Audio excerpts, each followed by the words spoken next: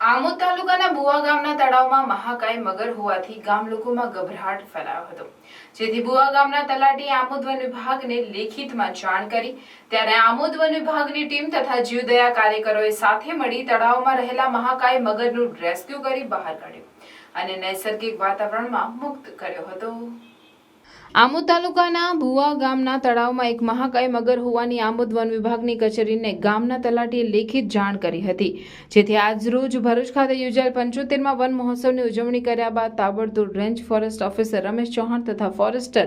Jashubhai G Parmar, beat guard Anil Bhadiyar, Vipin Parmar તેમજ જીવદયા કાર્યકર અનિલ ચાવડા અને અંકિત પરમારને સાથે રાખી ભારે જહેમત બાદ મહાકાય મગરને તળાવમાંથી બહાર કાઢી રેસ્ક્યુ કર્યો હતો। ત્યારબાદ મગરને આમોદ વન વિભાગની કચેરીએ લાવી આમોદના પશુ ચિકિત્સક પાસે મગરનું મેડિકલ ચેકઅપ કરાવ્યા બાદ મગરને નૈસર્ગિક વાતાવરણમાં મુક્ત કરવામાં આવ્યો હતો। સામાજિક વનીકરણ જેના ફિલ્ડ સ્ટાફ ગોવા ગામેથી 3-4 દિવસ પહેલાં જે મગરનો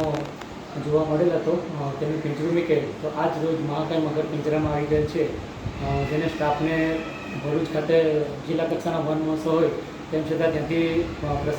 વન મહોત્સવનો કાર્યક્રમ પૂરો કરી સીધા ત્યાં ગોવા ગામે ગઈ, ત્યાંથી મગરનું પિંજરા સાથે અહીંયા અત્રે રેન્જ કચેરી ખાતે લાવેલા છે, જેને જરૂરી ટ્રીટમેન્ટ કરી વેટરનરી ડૉક્ટરને બતાવીને પરત તેને કુદરતી વાતાવરણમાં મુક્ત કરવામાં આવશે।